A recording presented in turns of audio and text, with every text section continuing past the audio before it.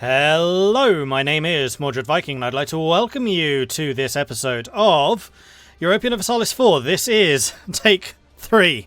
Take number 1. Recorded it without any audio. Take number 2. Everything that could go wrong went wrong, and I just quit in frustration because take 1 was phenomenal. And this is take number 3. It is almost 9 o'clock in the morning and I have yet to sleep. But because I love you guys, I am determined to get one of these episodes out today. So here we go. Hello, welcome to this series of Europa Universalis IV, where we are playing as Lubeck. In between all 3 of those episodes, I spent a little bit of time taking a look at the mission tree. Basically just to get a better idea of where exactly we want to get to, because our ultimate ambition is to unite the League. This is the one where we become the Hunter instead of Lubeck. And as somebody in the comments pointed out, we are currently allied with Denmark, which might well cause some problems to us in the future. So we will need to consider our ongoing relations with them. Before we get too far down that path, though, let's take a look at exactly what is required.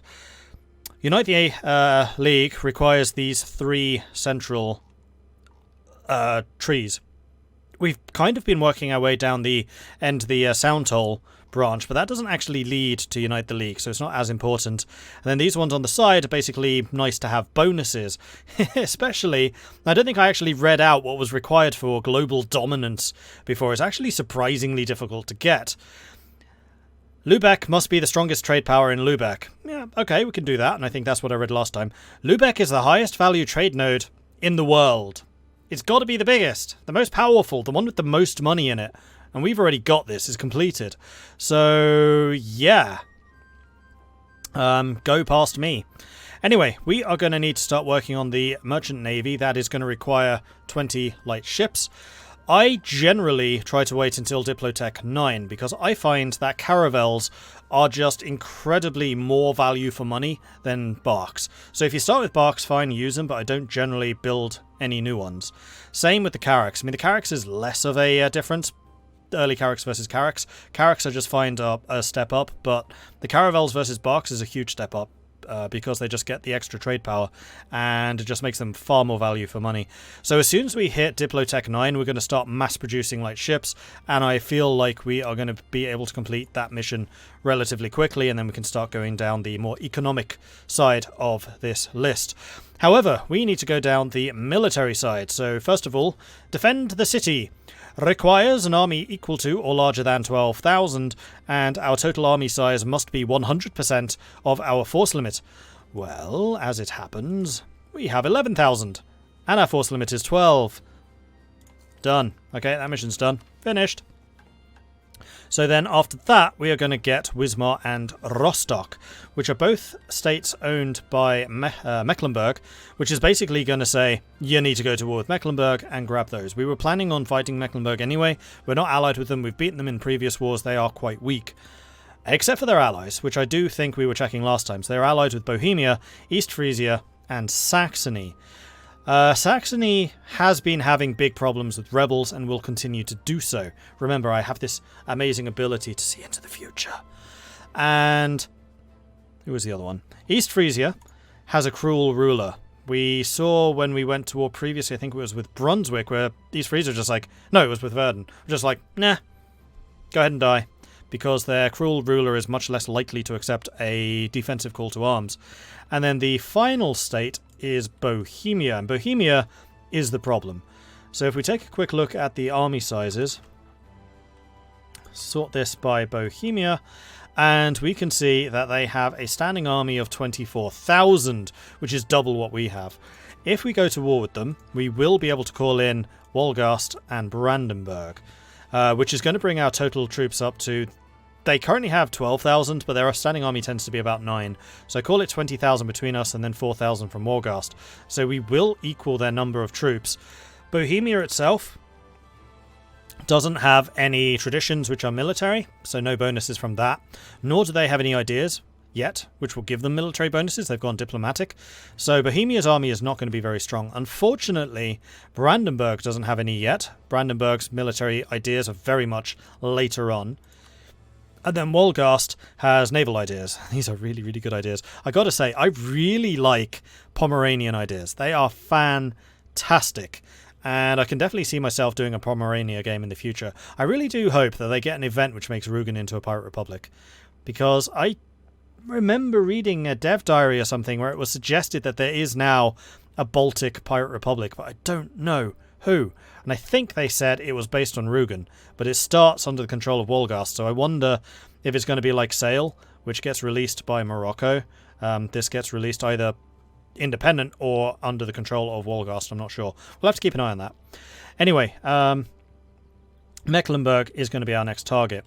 However, Mecklenburg is also allied with Saxony, which does have extra troops, even though they are having the rebel problems in East Frisia. East Frisia I'm kind of discounting. It's too small. But Saxony and Bohemia are still going to be a problem. So there is a way around that. And that is Brunswick. Brunswick is allied to Saxony. So what I'm thinking right now is we declare an early war against Brunswick. They are a rival. We can just humiliate them and get a bunch of power projection, which for other reasons is very, very powerful.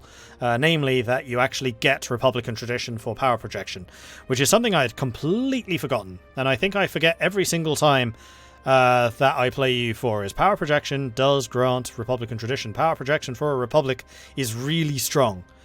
So we want to humiliate Brunswick as soon as we can.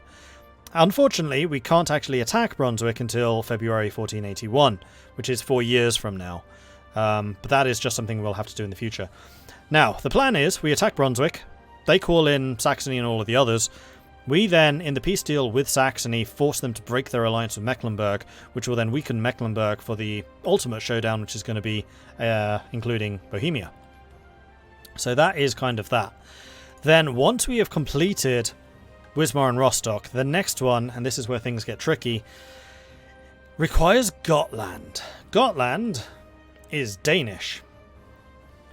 And it is at that point where we're going to kind of want Denmark to falter, to be weakened, to have an independent Sweden. So up to this point I've been kind of assuming that I would be assisting Denmark in keeping Sweden in the Union. That priority has shifted, particularly because after we've dealt with Visby, we then need to get Novgorod. Novgorod is owned by Muscovy, and one of the best powers that you can bring into a war against Muscovy is actually Sweden, or possibly Poland, Lithuania if we can pull that off, but I feel like that's going to be more difficult than Sweden. So we may well want to break our alliance with Denmark and then start supporting the independence of Sweden. Except we can't do it now. We'll have to do it when their liberty desire is over 50. You know what? Yeah, I'm going to do this. We are going to stop improving relations with you, and we're going to break our alliance with Denmark. Sorry, Denmark. You were very nice to have early on, keeping us alive. Well, not actually fighting. We haven't fought anything with Denmark. They were just kind of there stopping other people invading us.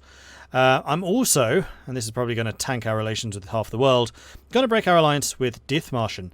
Partially, this is a middle finger to Florriworry and all of his Dithmarschen attacks against my beloved Holland and the woes he caused in the multiplayer game, which, by the way, I am hoping to get uploaded here on YouTube probably in the next day or two, so stay tuned for that. It was a fantastic game. If you haven't checked it out already, go check it out on the twitch.tv/Mordred Viking VODs. You can find them basically archived there for maybe a month or two. And like I said, I will be uploading them onto YouTube in a couple of days. So, yeah. Also, Dithmarschen is actually in the Trade League, so having an alliance with them separately is a bit of a waste of a slot. They're not very strong in attacking unless Florry is in charge of them, and I'd much rather just kind of keep them as a defensive thing. This does free up a relation slot. Or it will. Oh, it hasn't. I thought it did. Really? Was I that far? Oh no, yeah. So the last time I checked, I had Saxe-Lauenburg already integrated, which is nearly done. Alright, so I think I'm just going to go ahead and unpause. We're going to need to wait until 81 before we can go after Brunswick anyway. So we're going to get our soldier built. We're going to keep an eye on our technology. And again, I am saving the technologies for I'm basically going to wait the 2 years for this modifier to go down, and in my first test of this, I got it down to -5 before I had to take the technology, which basically saved me 25% tech points. The other two, unfortunately, have already passed. Somebody else has grabbed them. But as long, and this is important, you have got to be able to afford the technology when somebody else gets it. If you can't afford it, then you don't get that 3-month leeway, which is what actually forced me to rage quit in the second game, because I saved that 25%, and then in the second game I missed it because some negative events came up, and also I took the idea a little bit early. So I'm not going to take the idea this time. We're going to make sure that we have enough points. We will continue to develop just to make sure that we stay under the threshold where we start to lose points. But as long as you stay at the ability, or as long as you have the ability to tech up, you will get that 3-month leeway to actually tech up and get any cost reductions. So we should be able to save a bunch of points there, which would be nice. We do have money. Was there anything else I needed to build? Yes, I needed to build a market here. I'm going to start that going. Okay, so we have our 12,000 men. That has completed to defend the city. So that gives us the permanent claim on Mecklenburg. So that's kind of setting us up for the next stage. Now, one other thing I wanted to quickly cover is the nature of these missions. I have not made any secret that I don't like the missions in EU4. It's a system that I have basically always ignored. Because the missions as they used to be basically were just handing you a paintbrush and say, go forth and paint the world your colour. They were purely conquest, and I just found that boring. It was just like, go do this, great, now get permanent claims on that, and then go and conquer that. Great, now get some more permanent claims, go conquer that. Yawn. It's not how I like to play. I like EU4 because it's dynamic, because it's a simulation of events at the time, because it allows weird and wacky stuff to happen. I don't want every game to be prescribed along exactly the same path and exactly the same things happening. That's why I turn Lucky Nations off. I like the fact that it changes, it's shifting, it's dynamic.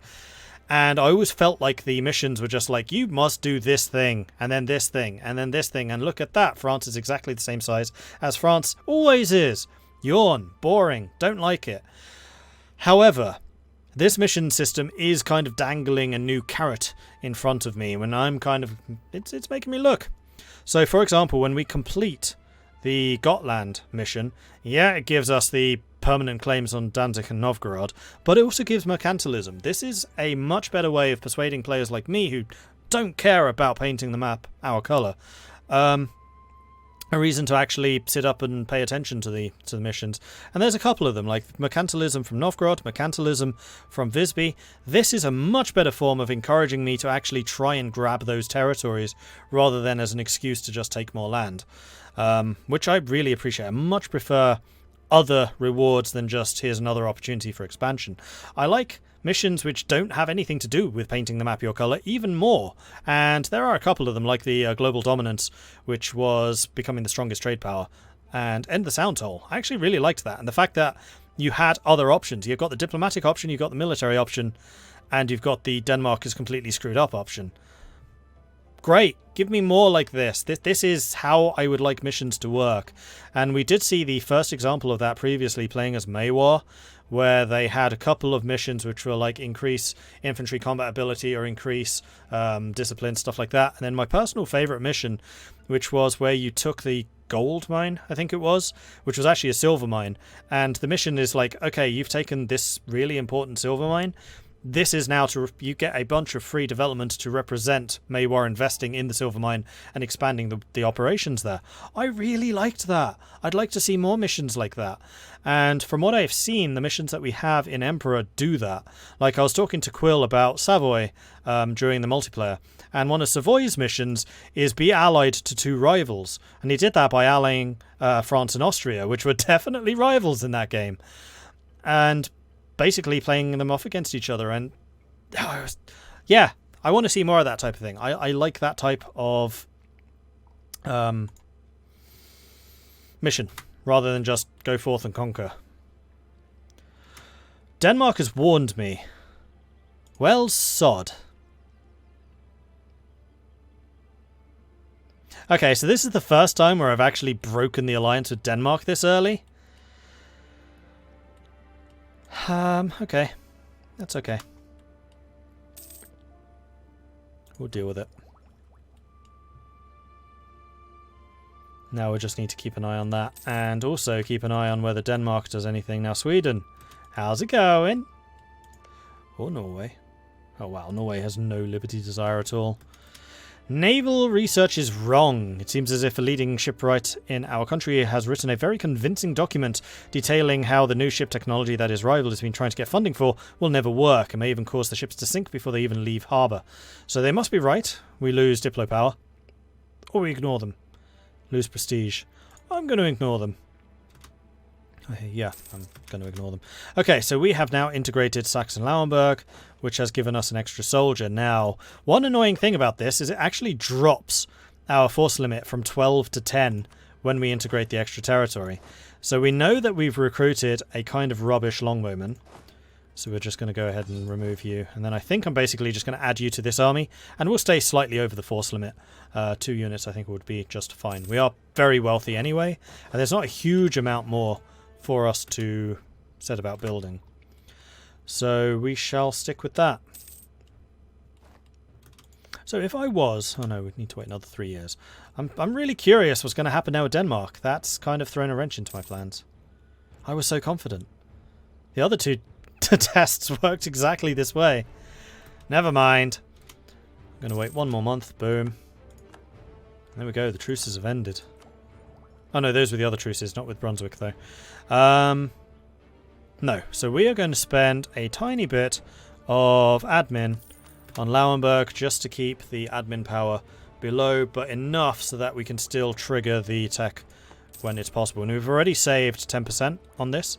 Now, one other thing I will say, and I'm pretty sure that I'm not going to be able to replicate this, and this was another reason why I rage quit, is because by 1481, so just when I declared war on Brunswick, I had 15 innovativeness. 15! I doubled it in 3 years because I got like positive event after positive event after positive event. They were fantastic, and I was really miffed. Probably said some rude and naughty words which I usually wouldn't use when that happened. Thankfully, I had no audio, so it wouldn't have been heard anyway. But man, I was pissed. Ooh, state firearms. Don't mind if I do. I can't believe that they've warned me. How big's Denmark's navy? Denmark's navy is 22... No, that's their army. 22,000. So me and Brandenburg would outnumber them. Navy? Oops. Denmark's navy is 36 total, so he does have a lot more than me. We'd probably want 30 galleys? 25 to 30 galleys to really go after them. And considering we're already over the force limit, because our coastline is only actually 1 province. We have a tiny coastline. We really need Stad to be integrated. Now, here's a question. When can we do that? Because we're going to have the annexed subjects modifier until 88. So that's another 10 years before we can work on that. Okay. That's so annoying that they've warned me. Right, I have 2 free diplomats. So last time I started improving relations with Austria and with the Papal States. The reason I improved with Austria is, again, it's another mission. It's another mission I like. Relations with the Emperor. Make sure you're allied to Austria and have a relation of at least 120. Cool. It's not conquest. I like it. And then that will give us a couple of small bonuses and unlock the other stuff. Also, I think it's just going to be useful having Austria as an ally to counterbalance Denmark. And the other one was the Pope. I have been consistently forgetting that we have pushy buttons over here. These pushy buttons require papal influence, and the best way to get papal influence is by having high relations with the Pope, because that is a positive modifier on the amount of papal influence you generate. So I want to have good relations with the Pope, good relations with Austria, and I think that's going to be great. Also, this has now turned red, which means that somebody else has got level 7. However, we have 88 days before we have to get this tech ourselves. So I'm going to wait as long through that as I can to see if any of my neighbours pick up this technology and reduce the price by another 5%. I'm also, just to make sure that we don't lose that opportunity, going to spend a point of admin Like that. 20 days. Yeah, -5. There we go. Boom. We just saved 25% admin tech cost. I will take that. I'm also going to upgrade both of those because there's no point waiting on them. And I really want the ahead of time bonuses. Sweet. Alright, free slot. What is our first slot going to be? So I did look through these previously and I settled on plutocratic. The main reason for that is plutocratic is one of the ways of getting more yearly republican tradition. If we look down there, second from the bottom, the economic ideas combination gives national tax modifier and yearly republican tradition, which is amazingly powerful. We've already got economic. It's going to work really well with plutocratic. Plutocratic gives morale, it gives merchants, it gives goods produced, it gives caravan power. Plutocratic as a whole is just one of the top tier, in my opinion, idea groups. So economic plutocratic I think is going to be fantastic. It's going to give us an enormous economic potential. Alright, cardinal across the border. Sometimes we have the chance to set something into motion without seeming to have done anything. One such chance has arrived recently when a cardinal living in Hamburg admitted to an agent from Lubeck that he would consider moving across the border to Lubeck and support us in the courier for a price. While this may be tempting, there may be a greater price to pay if we take advantage of this. The wrath of Hamburg! The country he'd be deserting. So we would get... Oh, we would pay money, we'd lose corruption, or gain corruption. Lubeck will become a new cardinal. Hamburg will lose the cardinal. They'll get a diplo casus belli and also lose 30 relations. Hamburg really likes us. I would say that's a price worth paying. And then this guy is also 50% cheaper to employ. Are you 50% cheaper? No, you are not. Well, in that case, I will take you. And I am also going to upgrade you. So we'll go for a level 2. Paying an extra ducat, but I think that is going to be worth it. Okay, Lubeck is beginning to gun for us. So it is time for us to open this up and take a look to see who would ally with us. So none of these are what I really want. Where's Austria in this list?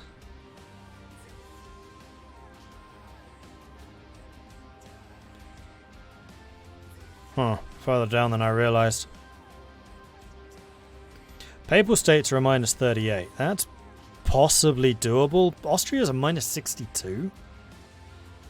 Army strength, neutral attitude. Oh, they have too many diplomatic relations, that's why. And my Diplo rep is really in the tank right now because I just broke 2 alliances. Yeah, ditching Denmark when I did was probably not a great idea. But hey, it's going to make for a more interesting playthrough, so... oh well. It's not all bad. We can get plutocratic idea. This is going to give us some more innovative. Mercenary manpower goes up, discipline goes up. I have a feeling we're going to be using mercenaries if Denmark does come after us, so we're going to go ahead and do that. The end of the Victual Brothers. We have shattered the forces of the Victual Brothers and pursued and hunted down the remnants. We must now ensure that such a force of pirates never threatens us again. We'll do what it takes to protect our trade. So the Victual Brothers were a historical group of pirates who hunted down the Hansa traders quite harshly. So it's a good thing we got rid of them. And then the tradition of payment. There is always the temptation to be just a few days late with payments to mercenaries. After all, you never know what sudden expenses might come along. We will not do that. We will pay our mercenaries exactly on time, and the mercenary captains will know this and remember, which gives us the manpower and discipline. Awesome. And actually, what mercenaries do we have access to? Not that I'm going to be hiring right now, I'm just curious for the future. So we've still got the free company. Free Swiss Guard, 4 units, 125. That's expensive. Frisian Free Company, 101, 126, 126. The prices are going up. But these mercenaries are going to be good. Schwarze Guard. Oh, you come with artillery. Oh. When I was first looking at this earlier, I was thinking 3 units? Okay, fine, your units are quite good, but you're getting 3 and these guys are giving 4. Why would I ever hire you? That's why. Artillery before they're actually available. Oh no, artillery is available. Never mind. Okay, so we are currently training right next door to Denmark, which seems to me to be a bad idea. So let's go down here to Lubeck and begin training there instead. We did lose a month, but oh well. Ah, yes, and now I can actually spend some points on yearly inflation reduction, like so. And that is going to start paying down our inflation, which actually isn't that high. And what's our innovativeness? 11. Okay, so we're only 4 less than what I managed last time. So far. I think I did get an event which gave me +3 and another event that gave me a +1. I got very lucky. Army Reformer has died. That's unfortunate. We could go for the fort defense guy, and actually we'll be relying, I think, fairly heavily on the Lubeck fort if we get attacked. So I think that's going to be useful. Now here's a question. I wonder if we want to try building some more galleys. We currently have 5. I think we probably do. So what I'm going to... Yeah, we are. We're going to build another 5. Because we're going to need something to face up to the Danes. Unfortunately, they're just going to have quite overwhelming naval superiority, I think, in this. Bureaucrats have long favoured paper over parchment and other materials due to how much easier it is to work with. There are also various measures that can be taken to make official papers harder to falsify. The invention of the watermark in Fabriano is one. The elaborate marbling techniques and calligraphy of the Islamic paper produces another. As empires increasingly come to grow to encompass more than one continent, the need for provable authenticity and ease of use has led to imperial bureaucracies from China to Europe exclusively using paper for official documents and orders. We produce salt. We produce a lot of salt. Ah! I wonder, do I want to get rid of my transports? Yeah, if I need transports, I'll build them. It's just costing me force limits right now. And also sailors. Oh, we don't gain any sailors because we have trade ships. Lubeck really does not produce a lot of sailors. Is it manpower that does sailors?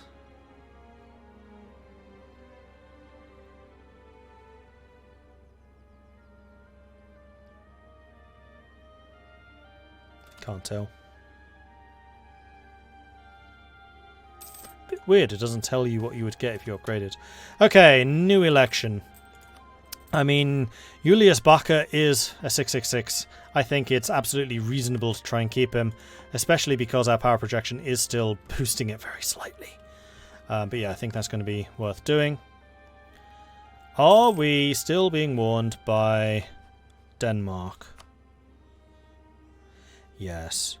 Until 97. It's another 17 years. Okay. A travelling minstrel. A renowned minstrel recently crossed our nation's borders in his intentions to roam our country, bringing joy to all who hear him.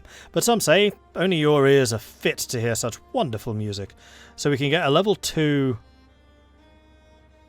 guy who's not actually any cheaper, so there's no reason to hire him. But we gain stability. If he was half price, that would actually be a decision. But he isn't, so it's not. And can I rival Denmark? No. Brandenburg, Bremen, Hamburg, and Saxony.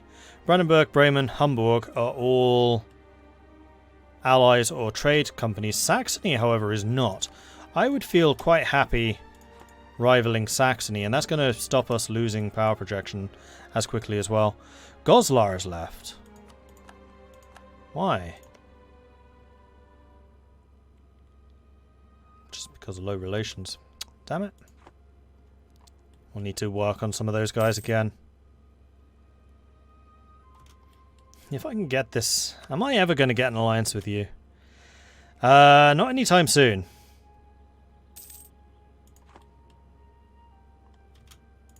Have any others become available?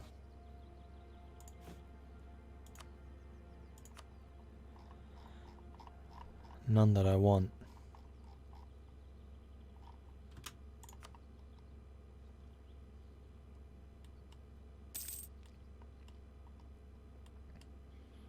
Is Denmark going to be a big bully? Sweden's Liberty Desire is 0. That's really not good. Double plus ungood, in fact. It's mothball. It's H. Wrong hockey. Okay, is there anything else that we want to build? Yeah, we want a marketplace here. Spends a little bit of our money, but it keeps our trade percentage here high.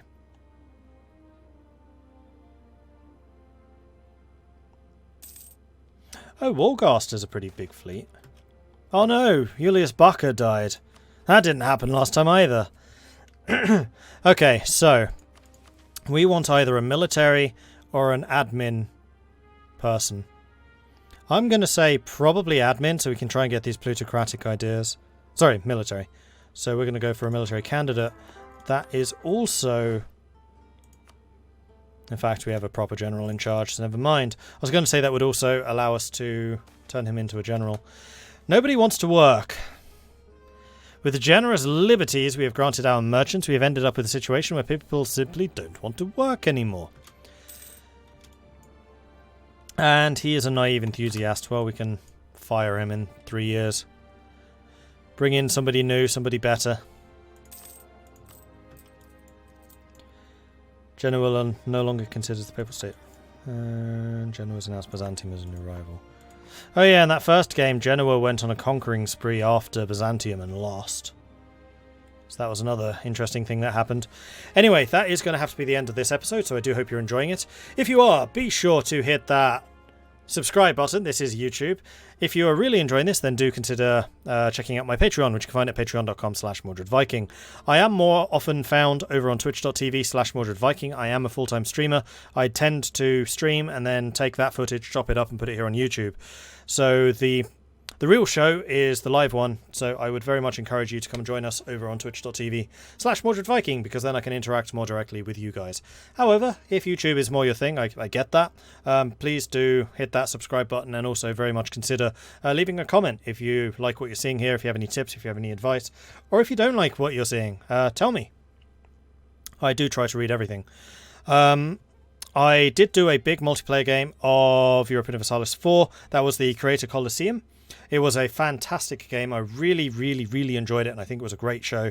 And if you are interested, you can find that on twitch.tv/MordredViking as well, where you can find the videos on demand in the archive, or I will be uploading it here in the future. But yeah, it would be cool if you check that out. And what else? Discord. I have a Discord, which is where the community hangs out. They're a cool bunch, and it's always a real pleasure to see some new faces there, so come say hello. Right, that's it for me for now. I'm going to probably make another cup of tea and then record another one. So thanks everyone for watching, and I'll see you next time. Goodbye.